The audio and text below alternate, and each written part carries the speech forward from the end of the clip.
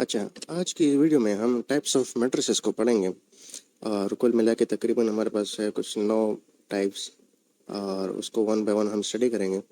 तो first one है हमारे पास रो मैट्रिक्स, जिसको हम रो वेक्टर भी बोलते हैं। रो वेक्टर क्यों बोलते हैं? क्योंकि मैट्रिसेस हमारे पास एज अ वेक्टर के तौर पर भी काम आता है, यानी लीनियर इक्वेशंस जो वेक्टर फॉर्म में होते हैं उसको हम मैट्रिसेस बनाते हैं। बहरहाल वो लंबी डिस्कशन है, लेकिन रो मैट्रिक्स क्या है? Matrix with only one row. ठीक है, यानी यहाँ पर अगर आप देख लो A11, A12, A13 और मेरे पास है अप टू nth तक। यहाँ पर आप देख रहे हो जो वन है, इधर भी A1 है, इधर भी A1 है, लेकिन जो दूसरा है वो क्या है? 1 है, फिर 2 है, फिर 3 है, और चलते चलते कहाँ तक? nth नंबर तक जो है ना हमारे पास जा रही है। ठीक है, और हमने पहले भी कहा था कि ए आई जे को हम एम क्रॉस एन के फॉर्म में भी लिख सकते हैं। तो वन तो यहाँ पर हमारे पास फिक्स्ड है, लेकिन जो जे कॉलम है ये चेंज हो रहा है, और इसकी एग्जांपल हमारे पास ये वाली है। ठीक है, अ रो हैविंग 3 कॉलम्स, यानी वन रो है और 1 2 3 4, सॉरी यहाँ पर 4 कॉलम्स है, FOUR। ठीक है, इसके बाद है हमारे पास कॉलम मैट्रिक्स, जिसको कॉलम वेक्टर भी बोला जाता है। Matrix with only one column, जिसमें हमारे पास सिर्फ एक कॉलम होता है। यहाँ पर भी आप देख लो कि M क्रॉस 1 लिखा है। क्यों? यहाँ पर A11 है, फिर A21 है, यानी यहाँ पर N जो है वो फिक्स्ड है, I है सिर्फ 1 है, लेकिन जो M है वो क्या कर रहा है? वेरी कर रहा है। A11, A21, A31, A41, 5, 6, 7 up to AM1। ठीक है, जो चेंज हो रहा है उसको हम सिर्फ एम लिख लेते हैं, और जो चेंज नहीं हो रहा उसको हम सिर्फ वन ले लेते हैं। इसकी हमारे पास जो एग्जांपल है वो ये है, जिसमें क्या है? 1 2 3 3 क्या है? रोज है, सॉरी यहाँ पर भी मैंने 4 रोज लिखा है, THREE, 3 रोज हैं। ठीक है, और 1 क्या है? सिर्फ कॉलम है। ओके, इसके बाद है स्क्वायर मैट्रिक्स। स्क्वायर मैट्रिक्स क्या होता है कि one number of rows and columns are equals. यहाँ पर अगर आप देख लो, नंबर ऑफ रोज, जितने नंबर ऑफ रोज है उतनी नंबर ऑफ कॉलम्स है, जितने नंबर ऑफ रोज है उतने नंबर ऑफ कॉलम्स है। अगर आपके पास 4 तक आ जाए तब भी रोज एंड कॉलम्स सेम होंगे। अगर 10 आ जाए, 100 आ जाए, तब भी जब number of rows and columns equal होंगे तो वो हमारे पास कौन सा मैट्रिक्स होगा? एक स्क्वायर मैट्रिक्स होगा। या हम कह सकते हैं कि M is equal to n, यानी रोज एंड कॉलम्स आपस में क्या है? इक्वल है। यानी यहाँ पर आई भी जो है ना 2 है और जे भी 2 है, यहाँ पर M भी 2 है और N भी 2 है। ओके, तो उस किस्म के मैट्रिक्स को हम क्या कहते हैं? Square matrix. फिर अब मेरे पास फोर्थ नंबर है रेक्टेंगुलर मैट्रिक्स।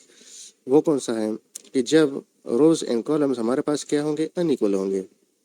अनइक्वल से क्या मराद? यहाँ पर आप देख रहे हो रोज मेरे पास क्या है? 2 हैं, कॉलम कितने हैं? 3 हैं। इधर रोज 4 हैं, कॉलम कितने हैं? 3 हैं। तो मतलब जब M n के बराबर ना हो तब हम क्या कहेंगे कि ये कौन सा मैट्रिक्स है? एक रेक्टेंगुलर मैट्रिक्स है। ठीक है, इसी तरह फिर डायगोनल मैट्रिक्स जो है, जिसको हम principal, leading and main diagonal भी बोलते हैं, एक स्पेशल मैट्रिक्स है। क्या मतलब कि where the only diagonal elements can be non zero. क्या मतलब? यहाँ पर आप देख लो, यहाँ पर सिर्फ 2 हैं, यानी रो भी है और वही कॉलम भी है। ठीक है, तो नॉन जीरो है। आप यहाँ पर देख सकते हो, यहाँ पर ओहो जो 2 एंड 3 है ये मेरे पास क्या है? डायगोनल है, लेकिन इसके अलावा जो भी है वो क्या है? जीरो है। यहाँ पर अगर आप देख लो इस पॉइंट में, ये भी मेरे पास क्या है? एक डायगोनल है, लेकिन यहाँ पर आपको 0 भी मिल रहा है, 2 भी मिल रहा है और 3 भी मिल रहा है। ठीक है, इस जो डायगोनल एलिमेंट्स है ये क्या है? नॉन जीरो है। यहाँ पर आप देख लो, बेशक n नंबर तक ले जाओ, तो जहाँ पर आपके पास नॉन जीरो एलिमेंट्स हो गए डायगोनल लाइन में, तो वो हमारे पास क्या होगा? डायगोनल मैट्रिक्स होगा। हालांकि कभी कभार आपको देखने को मिलेगा कि यहाँ पर जो है स्क्वायर मैट्रिक्स, उसमें भी डायगोनल लाइन आएगा, नजर आएगा। तो इसके दरमियान पर डिफरेंस क्या होगा वो फिर हम लास्ट में पढ़ेंगे। तो अच्छा, यहाँ पर मैंने लिखा भी है कि अब आई जे के बराबर आ गए। इसका क्या मतलब है, यहाँ पर मैंने लिखा है A11 इधर इस पॉइंट में, ठीक है। इसके अलावा बाकी सारे क्या हैं, ज़ीरो हैं। इसको मैं अलग मार्कर से कर लेता हूँ। ये जो है ये हो गया, ये हो गया और ये हो गया। ए आई 1 1 से मुराद क्या है कि ए मेरे पास आई और जे हैं। यहाँ पर आई की वैल्यू क्या है, 1 है, जे की वैल्यू भी क्या है, 1 है। लेकिन इसके अलावा जब आई जे हो तब मेरे पास क्या होगा, डायगोनल मैट्रिक्स होगा। तो अगर मेरे पास आई और जे इक्वल ना आए तो क्या होगा, फिर वहाँ पर मेरे पास ज़ीरो आएगा, जिस तरह यहाँ पर मेरे पास ज़ीरो आ चुका है। ठीक हो गया। तो यहाँ पर हम कह सकते हैं कि स्क्वायर मैट्रिक्स में भी हमारे पास क्या आता है, एक डायगोनल आता है। और ये डिफरेंस जो है वो हम फिर लास्ट में पढ़ेंगे कि स्क्वायर मैट्रिक्स, डायगोनल मैट्रिक्स और बाद में कुछ और मैट्रिक्स है जो बिल्कुल सिमिलर आते हैं, तो वो क्यों, इसके दरम्यान डिफरेंस क्या होगा, वो फिर हम आगे पढ़ेंगे। इसके बाद है स्केलर मैट्रिक्स। ठीक है, स्केलर मैट्रिक्स क्या है कि a square matrix is called a scalar matrix if its non-diagonal elements are zero। Non diagonal elements कौन से हैं, ये वाले, ये सारे क्या है, नॉन डायगोनल एलिमेंट्स हैं। तो जब ये ज़ीरो होंगे तब हम क्या कहेंगे कि भाई ये क्या है, एक स्केलर मैट्रिक्स है। अगर यहाँ पर हम देख लें, जो सिर्फ डायगोनल एलिमेंट है वो क्या है, के है। अब ये जो के हैं, के कोई भी नंबर हो सकता है। ये आपके पास 2 हो सकता है, 5 हो सकता है, 7, आप जाते रहो जितने भी नंबर हो। लेकिन फ़र्क क्या है कि यहाँ पर आपने अगर एक इस पॉइंट पर आपने 2 लिख लिया ना, तो फिर इन सारे पॉइंट्स पर आपने 2 लिखना पड़ेगा। यहाँ पर जितने भी डायगोनल एलिमेंट्स हैं वो सारे के सारे नंबर 1 होंगे। ये किसकी प्रॉपर्टी है, सिर्फ और सिर्फ स्केलर मैट्रिक्स की प्रॉपर्टी है। स्केलर मीन जिसका मैग्नीट्यूड ना हो, ठीक है, सॉरी, वो ओनली मैग्नीट्यूड हो और डायरेक्शन ना हो, सॉरी। तो यहाँ पर भी क्या है, सिर्फ 5 है, यहाँ पर भी क्या है, सिर्फ 5 है। ओके, इसका क्या मतलब, ए आई जे जो कि मेरे पास ये वाला है, ठीक है, मिसाल के तौर पर अगर इसको ले लो तो ये A11 है जिसकी वैल्यू क्या है, 2 है। तो ए आई जे यहाँ पर के जो है for i is equal to j, यानी यहाँ पर आप देख सकते हो इस पॉइंट में ए आई जे की वैल्यू क्या है, A11 है, यानी यहाँ पर जे की वैल्यू भी 1 है और आई की वैल्यू भी क्या है, 1 है। और ज़ीरो होगा कब, जब आई जे के बराबर ना हो।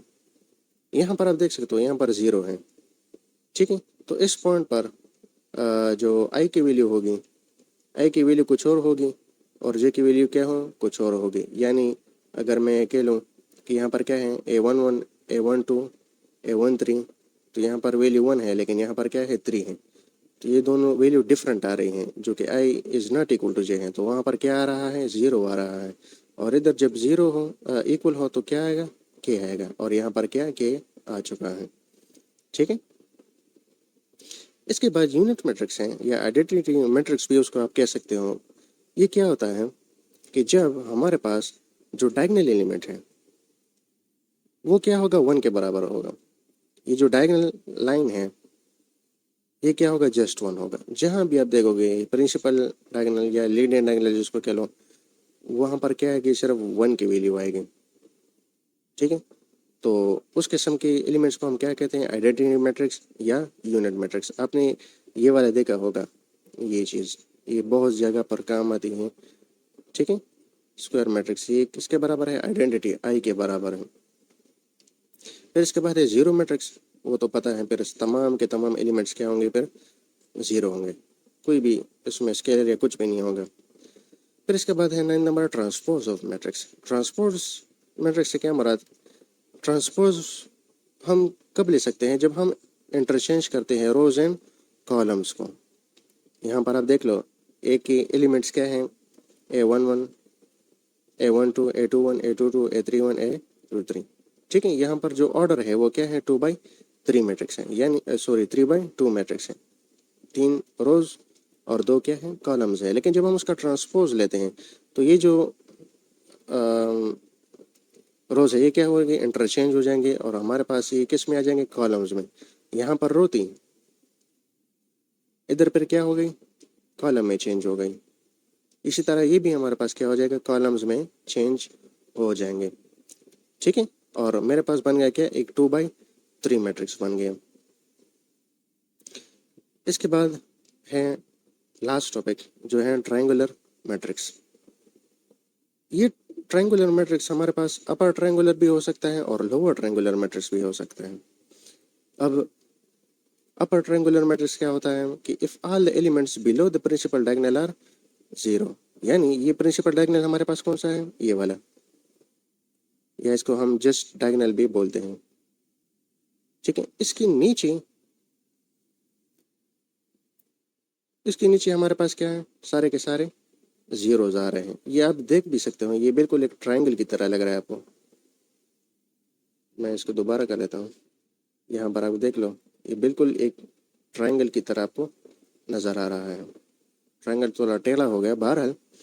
ठीक है, और इसी प्रिंसिपल डायगोनल के उस साइड पे ऊपर हमारे पास नॉन जीरोज क्या है, एलिमेंट्स मौजूद हैं, या इसको हम कह सकते हैं यहाँ पर जो रोज हैं वो ग्रेटर है किससे, कॉलम से। ठीक है, for i is greater than j, इस कंडीशन में हमारे पास कंडीशन में क्या हमारे पास क्या आएगा, एक अपर ट्रायंगुलर मैट्रिक्स आएगा। इसके बरक्स लोअर लोअर ट्रायंगुलर मैट्रिक्स कौन सा होगा, if all the elements above the principal diagonal are 0। ये जो ट्रायंगल है तो यहाँ पर ये जो ट्रायंगल बन रहा है हमारे पास, ठीक है, और प्रिंसिपल डायगोनल कौन सा है, ये वाला। इस प्रिंसिपल डायगोनल के ऊपर जो एलिमेंट्स है वो हमारे पास क्या है, 0 है, और इसके जो नीचे हैं ये हमारे पास क्या है, नॉन ज़ीरो है। चलो इसको कलर कर लेता हूँ। इसके जो नीचे हैं ये वाले, वो हमारे पास क्या है, नॉन ज़ीरो। ओके, और इसके लिए जो कंडीशन है वो क्या है कि आई हमारे पास लेस देन जे होगा कंडीशन। तब क्या होगा, लोअर ट्रायंगुलर मैट्रिक्स होगा जब आई लेस देन जे होगा, और जब आई ग्रेटर देन जे होगा तब हमारे पास क्या होगा, एक अपर ट्रायंगुलर मैट्रिक्स।